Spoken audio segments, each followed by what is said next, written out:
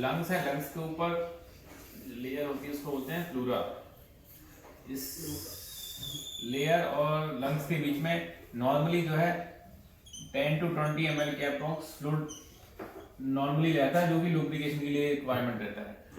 अब ये फ्लूइड जो है नॉर्मली बनता भी रहता है और यहाँ के जो लिम्फेटिक्स हैं वहां से एब्जॉर्ब भी होता रहता है। जब इसकी कहीं ना कहीं या तो ये बनना बढ़ जाता है या एब्जॉर्प्शन रुक जाता है, तो क्या होता है, यहाँ पे फ्लूइड मोर देन 20 ml से ज़्यादा बनने लगता है। इसको बोलते हैं प्लूरल इफ्यूजन। ठीक, सबसे पहले अपन देखते हैं प्लूरल इफ्यूजन के कॉजेज क्या क्या है। कॉजेज इसको डिवाइड कर देते हैं, जैसे असाइटिस में ट्रांसुलेटिव और एक्सुलेटिव में डिवाइड करते थे। इसमें यूजली डिवाइड करते हैं कि यूनिलेटरल प्लूरल इफ्यूजन है कि बाइलेटरल है।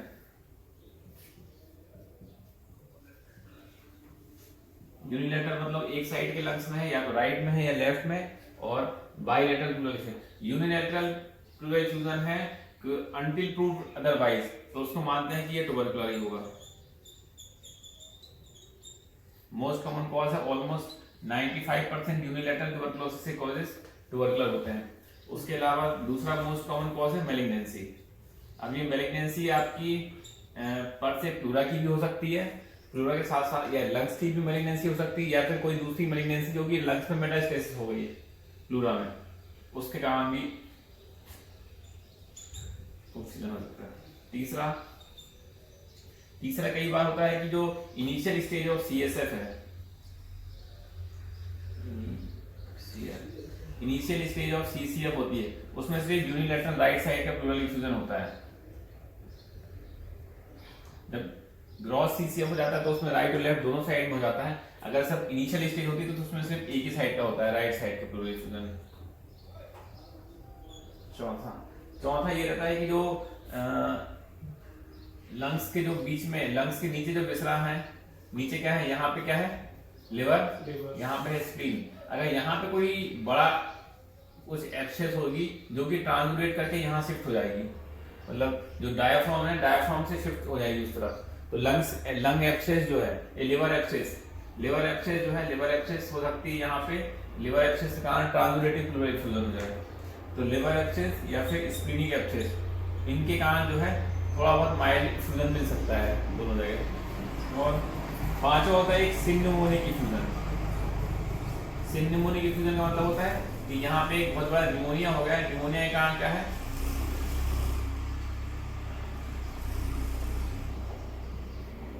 लंग्स में एक लोब में निमोनिया हो जाता है। निमोनिया के कारण क्या है, यहाँ पे इन्फ्लेमेशन इतना ज्यादा हो जाता है कि इन्फ्लेमेशन से लीकेज बढ़ जाता है, उसके कारण सिम्निमोनिक इफ्यूजन बोलते हैं इसको।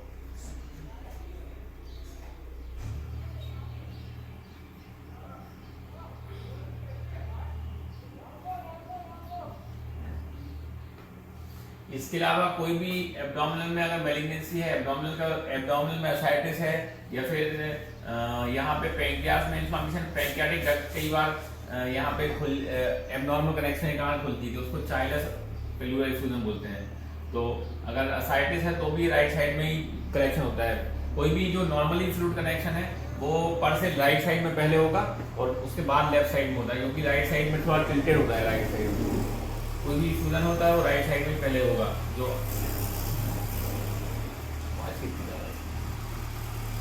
ये यूनिलैटरल के कॉजेज होगा। जो बाइलेटरल होता है, बाइलेटरल के कॉजेज क्या होते हैं, यूजुअली जनरलाइज वाले कॉज होते हैं। जनरलाइज कॉज मतलब पहला ग्रॉस CCF या फिर COPD कोर पल्मोनरी, इनमें बाइलेटरल प्लूरल इफ्यूजन मिलेगा। दूसरा कौन होता है, जो ऑटोइम्यून डिजीज होती है। ऑटोइम्यून डिजीज में SLE, जॉगरेन सिंड्रोम और तीसरा लिम्फोमा।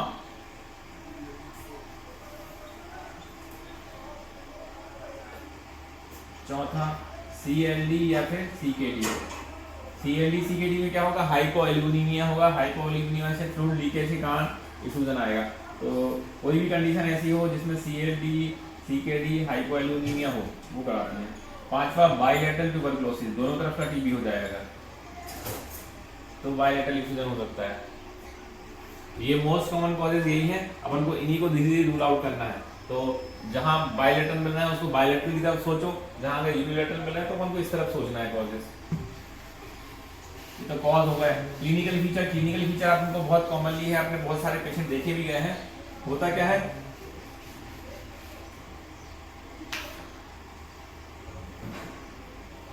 जो हो गए लंग्स, ये प्लूरा है। अब प्लूरा में जो फ्लूइड है नॉर्मली यहाँ से लुब्रिकेशन के लिए बढ़ रहा है, होता अब क्या होगा, जैसे जैसे फ्लूइड बढ़ेगा यहाँ पे इन्फ्लेमेशन बढ़ेगा, तो सबसे पहले यहाँ के प्लूरा और लंग्स के बीच में घिसावट होगी, तो उसको बोलते हैं प्लूराइटिक चेस्ट पेन होगा। ये बहुत अर्ली स्टेज है प्लूराइटिक चेस्ट पेन। पेशेंट कंप्लेंट करेंगे कि पीछे साइड बहुत तेज दर्द होता है, लंबी सांस लेते हैं तो तेज दर्द बढ़ जाता है, और या फिर कोई भी एक तरफ से किसी एक तरफ का दर्द बताएंगे, और सांस लेने में बहुत दर्द होता है, करवट भी लो तो उसमें दिक्कत होने लगती है, जहाँ उस तरफ दबाओ तो भी दर्द होता है। ये टिपिकल प्लूराइटिक चेस्ट पेन का है एग्जाम्पल। इसमें क्या होता है, क्लिनिकल एग्जामिनेशन में अगर आप नॉर्मली सुनाओगे तो जो क्रेपिटेशंस है, क्रेपिटेशन जैसी आवाज सुनाई देगी, लेकिन आप उसको अपन दबा दोगे, इसको स्टेथो को बहुत तेज दबा दोगे ना तो क्रेपिटेशन खत्म हो जाएंगे। ये क्लासिकल होता है कि बिल्कुल हल्के से स्टेथोस्कोप रखा है तो लंबी सांस लेने में क्रेपिटेशन आ रहा है, और जैसे उसको दबा दिया तो क्रेपिटेशन खत्म हो जाएंगे। ये प्लूराइटिक जो प्लूरल रब है, प्लूरल रब्स का साउंड होता है। तो इनिशियल स्टेज में जब इफ्यूजन चालू होगा तब उसको चेस्ट पेन होगा, धीरे धीरे इफ्यूजन बढ़ेगा, इफ्यूजन बढ़ने के बाद यहाँ धीरे धीरे और इफ्यूजन बढ़ गया तो क्या होगा, ये जो टिपिकल प्लूराइटिक चेस्ट पेन ये खत्म हो जाएगा, क्योंकि जो प्लूरा है वो घिसना बंद हो चुकी है। फिर ये मतलब एक्स जो कहते हैं पेन का किस टाइप का होता है, सीवियर पेन से ये शिफ्ट हो जाएगा डल एगिंग पेन में। डल एगिंग मतलब हल्का हल्का दर्द बनने लगेगा, इसको हल्का हल्का दर्द रहेगा। वो क्लासिकल बताएगा कि दर्द जो है जब लेटते हैं तो ऐसा लगता है कुछ ऐसा ऊपर टाइप का आ रहा है, इस तरफ करवट लो तो दर्द नहीं होता, जिस तरफ इफ्यूजन है उसके दूसरी तरफ करवट लो तो इसको एकदम से अजीब सा महसूस होने लगेगा, क्योंकि जब पानी शिफ्ट होगा दूसरी तरफ करवट लेगा तो जैसे दूसरी तरफ करवट लेता है तो पानी शिफ्ट हो जाता है, तो वो बोलेगा वो जिस तरफ इफ्यूजन है उसी तरफ करवट लेके सोने में उसको अच्छा लगता है, दूसरी तरफ करवट लेके सोता तो अच्छा नहीं लगता। ये इफ्यूजन धीरे धीरे और बढ़ेगा, और बढ़ने के बाद थोड़ा लंबे समय तक अगर ये रहता है तो यहाँ बैंड बनने लगते हैं, ठीक है। और इफ्यूजन बढ़ता है, और इफ्यूजन बढ़ने के बाद जब इफ्यूजन ऐसा आएगा जब 1 से 2 लीटर फ्लूइड इसमें भरने लगेगा, तब क्या होगा, पेशेंट को डिस्निया महसूस होने लगेगा। खांसी शुरू से रहेगी, शुरुआत में कफ ज्यादा होगा, जैसे ये भरने लगेगा तो कफ कम हो जाएगा, एकदम से कफ कम होगा। कफ कब होगा, यूजली जब वो पेशेंट टिल्ट करेगा, जैसे वो करवट अरवट लेगा तो उसको खांसी आएगी, क्योंकि इरिटेशन होगा, करवट लेगा तो पानी शिफ्ट होगा तो लंग्स में इरिटेशन होगा, तो जैसे ही वो कुछ पोजीशन चेंज करेगा तो उसको खांसी आएगी, थोड़ी देर तक ऐसी रहेगा तो ठीक हो जाएगी। इस स्टेज तक 1 से 2 लीटर हो गया तो इसमें लंग्स में कोई एनाटॉमिकल या पैथोजेनिक, लंग्स में प्रेशर इफेक्ट आएगा बस और कुछ नहीं, प्रेशर के कारण उसको दबेगा लंग्स। 1 से 2 लीटर भर गया तो पेशेंट को डिस्निया महसूस होने लगेगा, क्योंकि 1 से 2 लीटर में प्रेशर ज्यादा हो जाएगा, अब वो लंग्स को दबाने लगेगा तो उसको डिस्निया महसूस होने लगेगा। तो इतने तक कई बार पेशेंट डिस्निया में अपने पास आते हैं, उनको अगर पुरानी हिस्ट्री लो तो बोलते हैं कि शुरुआत में कफ था, शुरुआत में कफ होने के बाद पेन हुआ था, पेन होने के बाद, ये टिपिकल एक सिस्टम टिपिकल है। ये टिपिकल हिस्ट्री अगर आप डिटेल में लोगे हर पेशेंट की मिलेगी, जितने भी ट्यूबरकुलर प्लूरल वाले पेशेंट होते हैं उनका स्टार्टिंग हमेशा ऐसी होगी, या प्लूराइटिक चेस्ट पेन से फीवर हो भी सकता है, नहीं भी हो सकता है, लेकिन ये चेस्ट पेन सबको पहली महसूस हुआ होगा। उसके बाद कई बार लोग इग्नोर कर देते हैं, क्योंकि 1-2 दिन बाद ये ठीक हो जाता है, जैसे जैसे ही पानी भरना चालू होता है तो ठीक भी हो जाता है, तो लोग इग्नोर कर देते हैं। 1-2 हफ्ते बाद जब उनको डल एगिंग पेन होता रहता है और खांसी आती रहती है, शिफ्टिंग में दिक्कत होती है, तब आते हैं। कई बार इस स्टेज में भी नहीं आते लोग, इस स्टेज में आते हैं जब डिस्निया होने लगता है या कफ बहुत ज्यादा आ जाता है। जब ये पेशेंट इसी स्टेज में आएगा अपने पास प्लूराइटिक चेस्ट पेन, इसी स्टेज में आपके पास कुछ नहीं है, क्योंकि ना तो आपको एग्जामिनेशन में कुछ मिलेगा, ना तो आपको एक्सरे में कुछ मिलेगा, एक्सरे में कुछ भी नहीं आएगा। इस स्टेज में जो डायग्नोसिस है वो नहीं बनती है। कई बार पेशेंट आते हैं जो 2-3 डॉक्टरों को दिखा के आते हैं और अपने पास फिर आते हैं तो अपन बोलते हैं कि फ्यूजन है, लेकिन 2-3 डॉक्टरों को दिखा के आया, उन्होंने भी कुछ नहीं किया, क्योंकि उनको इन्वेस्टिगेशन कुछ मिले ही नहीं। कई बार मस्कुलर पेन भी रहता है, कई बार यहाँ क्या होता है प्लूराइटिक चेस्ट पेन के कारण जो कफ करता है उसमें मसल स्पाज्म भी हो जाता है, तो मसल स्पाज्म से कंफ्यूज हो जाते हैं अपन प्लूराइटिक चेस्ट पेन को।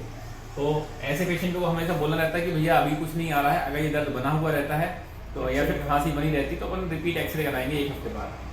1 हफ्ते बाद इन्फ्यूजन आ जाता है। कई पेशेंट हमारे हैं जिसको इनिशियल स्टेज में अपन ने देखा था तो कुछ नहीं आया, लेकिन उनको फॉलो किया तो अगले 1 हफ्ते बाद इन्फ्यूजन आ गया। तो ये सिम्टोमेटोलॉजी हो गई। सिम्टोमेटोलॉजी के बाद आपकी डायग्नोसिस कैसे बनेगी? डायग्नोसिस के लिए सबसे पहला तो अपन एक्सरे कराएंगे। एक्सरे में पता है नॉन होमोजेनस ओपेसिटी मिलेगी, नॉन होमोजेनस ओपेसिटी। अब जो है लंग्स का जो वो है शेप, उसके हिसाब से जो अगर पानी भरता है ना तो एक ट्रांसल्यूसेंट, एक सेमीलुनर टाइप की शेडो बनती है। हमेशा शेडो जो है इन्फ्यूजन की सीधी नहीं होती, एक सेमीलुनर शेडो बनती है। इनिशियल इस भरना चालू होगा ना तो कैसा बनेगा शेडो?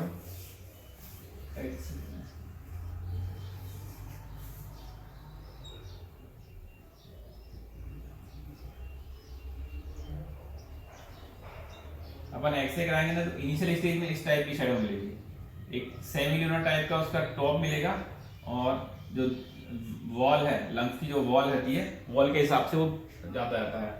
ये सेमीलुनर ऊपर का होना बहुत जरूरी है। अगर ये सेमीलुनर से अगर सीधा हो जाता है, इसका मतलब है कि इसके साथ पानी के साथ साथ हवा भी भर गई है इसके अंदर।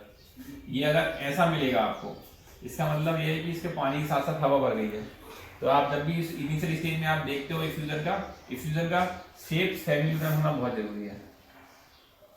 ये बताता है कि सिर्फ पेशेंट को इफ्यूजन है, अगर सीधा हो गया है तो उसको इफ्यूजन के साथ साथ हवा भी भर जाती है, तो उसके कारण प्रेशर के कारण वो सीधा हो जाता है।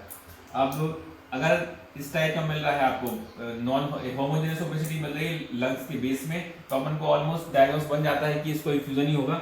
लेकिन कई बार नॉन इफ्यूजन वाली कंडीशन भी आती है जिसमें भी ऐसी कंडीशन मिलती है। कई बार यहाँ पे मास होता है, एक कोई मास पड़ा हो या फिर उसको प्लूरल थिक हो गई हो। यहाँ प्लूरल थिक होने के कारण कई बार जो ओबेस पेशेंट होते हैं, ओबेस पेशेंट के कारण यहाँ फैट जमा हो जाता है, उसके कारण नहीं आता है। फीमेल्स में ब्रेस्ट शेडो से कई बार कंफ्यूज हो जाता है इफ्यूजन। और बहुत सारी हैं जिससे कि अपन एक्सरे से 100% क्लियर डायग्नोसिस नहीं बना सकते कि इसको इफ्यूजन है। तब उसमें जो मोस्ट डायग्नोस्टिक है उसका होता है USG chest. USG chest diagnostic भी है, इसके साथ साथ आपको थेरेप्यूटिक भी इंडिकेशन देगी। किसी भी पेशेंट का अपन सिर्फ एक्सरे बेसिस पे उसके अंदर नीडल नहीं डाल सकते। ये मेडिको लीगली है कि अगर आपको एक्सरे में दिख रहा है कि उसको इन्फ्यूजन है, लेकिन 100% एक्सरे कंफर्म नहीं होता है। एक्सरे देख के अपन सीधे उसको नीडल, एक्सरे में एक तो पोजीशन आपको नहीं पता है, नीडल कहाँ डालना है ये भी नहीं पता है। नीडल कहाँ डालना है वो अपन को यूएसजी चेस्ट में ही पता लगेगी। यूएसजी चेस्ट के हिसाब से अपन नीडल डाल सकते हैं। अब यूएसजी चेस्ट में अपन देखते हैं कि पर्टिकुलरली किस जगह पे इफ्यूजन है और कहाँ पे इफ्यूजन है और कहाँ पे जाना बहुत सस्ता, मतलब कहाँ पे जाने के लिए रास्ते में अपन को मेहनत नहीं करनी पड़ेगी। जो कई पेशेंट होते हैं उनकी थिक चेस्ट वॉल होती है, थिक चेस्ट वॉल होती है, उसमें अपन नॉर्मली हर जगह से नहीं पहुंच सकते इफ्यूजन, क्योंकि जो बीटी नीडल होती है वो हार्डली 3 सेंटीमीटर की होती है।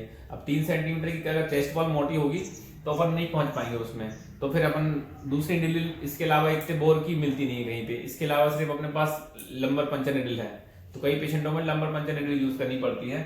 अब बीटी नीडल से अपन को पहुंचना है तो बीटी नीडल से पहुंचने के लिए फिर अपन को यूएसजी को अपन देखेंगे सबसे कम थिकनेस कहाँ है। कई बार जो साइड में है ना, साइड में थिकनेस बहुत कम होती है चेस्ट वॉल की, तो फिर अपन को साइड से जाना पड़ता है। तो सोनोग्राफी में अपन इफ्यूजन देखेंगे, इफ्यूजन कितना है, कहाँ पे है और कहाँ पे जो इफ्यूजन का अपना सेफ पॉइंट है, यहाँ से अपन नीडल इंसर्ट करेंगे तो अपन देखेंगे कि जो चेस्ट वॉल के जाने के बाद सबसे ज्यादा डीप कहाँ पे है इफ्यूजन, वहीं पे अपन नीडल देखते हैं, जिसके कारण जितना ज्यादा हो सकता है अपन नीडल निकाल सके इफ्यूजन। अपन को इफ्यूजन नीडल इतने अंदर तक जा सकती है, कम से कम 1 सेंटीमीटर का मार्जिन जो है लंग्स से बचाना है अपन को। किसी भी कंडीशन में अपन को लंग्स को पंचर नहीं करना है। अगर अपन ब्लाइंडली जाते हैं, ब्लाइंडली जाएंगे बिना सोनोग्राफी के जाएंगे तो अपन को पता ही नहीं है कि यहाँ पे ज्यादा इफ्यूजन है कि यहाँ पे। अगर आपने नीडल ऐसी डाल दी तो ये लंग्स पंचर कर देगी। इसके नीचे कई बार होता है क्या है ये लिवर, अगर आपने नीडल थोड़ी सी ऐसे कर दी तो लिवर में पंचर हो जाएगा। ठीक है, लेफ्ट साइड में तो राइट साइड में तो फिर भी लिवर नीचे है, जो लेफ्ट साइड है लेफ्ट साइड में स्प्लीन होती है और स्प्लीन के कई बार ऐसा होता है इफ्यूजन, बीच में स्प्लीन आ रही है ना। तो अब बिना सोनोग्राफी देखे आप कहाँ से, कई बार स्प्लीन को पंचर कर दोगे तो ब्लड आने लगेगा। तो आपको सोनोग्राफी इज मस्ट है। बिना सोनोग्राफी के आप टैप नहीं कर सकते। सोनोग्राफी से आपको देखना है कहीं वेस्कुलरिटी तो नहीं है, कोई मास होगा, जैसे यहाँ पे एक बहुत बड़ा मास भी है इफ्यूजन के साथ साथ, आपने मास में दे दी, अब मास वेस्कुलर था बहुत ज्यादा, वो ब्लीड कर गया। ठीक है सर यूएसजी में भी एक्सरे जैसे ओपेसिटी वाइट ही दिखेगी, यूएसजी में काला दिखेगा, वो उल्टा दिखेगा। हाँ यूएसजी में काला ब्लैक दिखेगा बिल्कुल। अब अगर आपने लंग्स को पंचर कर दिया तो क्या होगा, यहाँ की जो एयर है, एयर निकल के एयर भर जाएगी यहाँ पे, इसको हाइड्रोनोमोथोरेक्स हो जाएगा। तो हाइड्रोनोमोथोरेक्स ज़्यादातर आइडोजेनिक बहुत कॉमनली है, ये 99% तभी होता है जब आप ब्लाइंडली जाते हो। अगर आप बेकायदा सोनोग्राफी जाओगे, सोनोग्राफी से आप देख लोगे कि किस जगह पे इफ्यूजन है और किस जगह पे थिकनेस ज़्यादा है, किस जगह में आपको पहुंचना बहुत इजी है, तो आप इजीली जा सकते हो। निडल डालना और पानी निकालना बहुत आसान है, वो हर कोई कर सकता है, लेकिन कहाँ पे निडल डालना है और कितना पानी निकालना है, ये ज़्यादा इंपॉर्टेंट होता है। सर इसमें पीए के साथ साथ अपन लेटरल चेस्ट का एक्सरे का मुझसे भी अनुमान लग जाएगा ज़्यादा का। एक्सरे अपन को करने का, एक्सरे से पे अपन को सिर्फ एक प्रोविजनल डायग्नोसिस बन जाती है कि एक्सरे से इफ्यूजन दिख रहा है।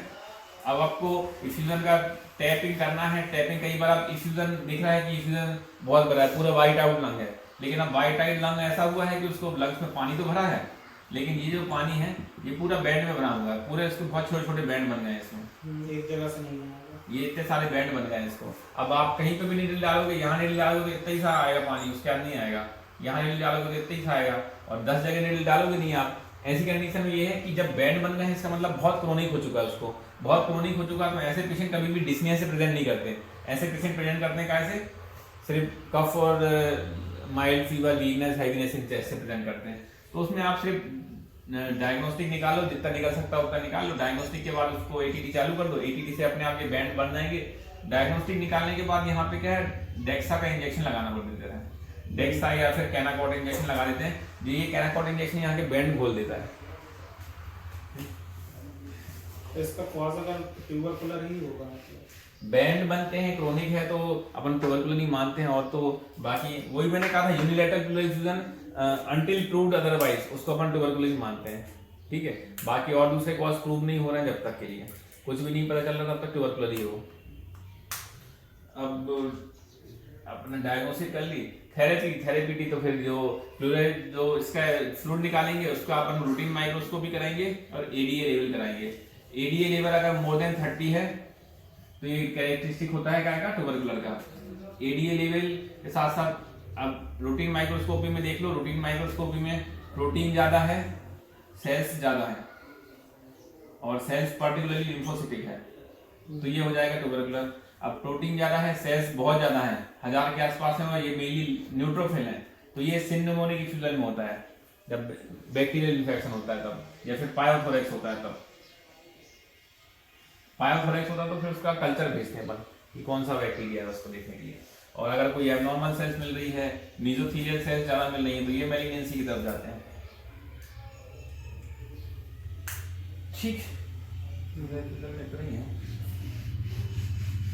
प्लूरल इफ्यूजन की डायग्नोसिस बनाना बहुत इजी है, बस आपको कहाँ ध्यान रखना है। सबसे पहला ध्यान आपको ये रखना है कि कोई भी पेशेंट अगर पेशेंट प्लूराइटिक चेस्ट पेन करके आ रहा है तो उसको अपन मस्कुलर ना समझे। कई बार पेशेंट को सिर्फ पेन होता है, आगे आके जाके वो खासकर जब पेशेंट पेन के साथ साथ कफ की कंप्लेंट भी कर रहा है, ठीक है, कफ और चेस्ट पेन लेके आ रहा है पेशेंट और यूनिलेटरल है, तो उसको अपन को फॉलो करना है 7 डेज में। उसको इंस्ट्रक्ट करना है कि 7 डेज बाद हो सकता है कि पानी कहाँ होगा तो 7 डेज बाद रिपीट कराएंगे। तो एक चीज ध्यान रखनी है, एक बार प्लूरल इफ्यूजन डायग्नोस हो गया तो उसको आपको टैपिंग करना है। टैपिंग बिना यूएसजी गाइडेड कभी नहीं करनी है। टैपिंग यूएसजी गाइडेड करोगे तो उसमें पूरा ध्यान रखना है कि सबसे ज्यादा आपको निडल यूजुअली अगर डायग्नोस्टिक करनी है तो कोई सी भी निडल से कर सकते हैं, स्मॉल बॉल की। थेरेप्यूटिक तो अपन को 18 गॉस की निडल लगती है जो बीटी निडल होती है। थेरेप्यूटिक में अगर स्मॉल निडल से करते हैं तो बहुत मेहनत लगेगी, आता है लेकिन बहुत ज्यादा मेहनत लगती है, प्रेशर बहुत ज्यादा लग जाता है। आपको 20 ml की सिरिंज से निकालते हैं, 20 ml की सिरिंज से आपको कम से कम है बहुत नहीं, 20 ml की सिरिंज से बहुत ज्यादा आवाज निकालना पड़ेगा, लेकिन वो फिर उससे टैपिंग या साइटिक टैपिंग जैसा अपने आप नहीं आता है, अपने आप भी आ जाता है, लेकिन अपने आप आने में चांस फिर वो कहीं ना कहीं से उसको हिलता डुलता है तो उसमें वो चांसेस है, कहीं ना कहीं से लीकेज होने के चांसेस है, एयर वापस आ सकती है, तो हाइड्रोमोथोरिक्स हो जाता है। इसलिए उसको अपन एयर सील करके ही करते हैं। उसको ट्राई भी इसलिए वो उसमें कनेक्ट करते हैं कि वो एयर सील हो, कहीं ना कहीं से भी एयर जाने के चांसेस ना हो। उसको उसको रिटर्न ना जाए यार उसको। रिटर्न कहीं से भी एयर ना जाए उसको। हालांकि एयर जाने के चांस हवा बाहर की हवा से कम ही चांस रहते हैं, अंदर का लंग्स पंचर होने के बाद ही ज़्यादा चांस है, क्योंकि वाटर का प्रेशर तो एयर से ज़्यादा ही होगा ना। तो वाटर में नील डालोगे तो एयर बाहर की एयर जाना अंदर बहुत मुश्किल है। फिर भी उसको अपन वाटर सील करके ही भेज रहे हैं, मतलब ट्राई भी से अपन कनेक्ट करते हैं उसके बाद निकालते हैं। ठीक।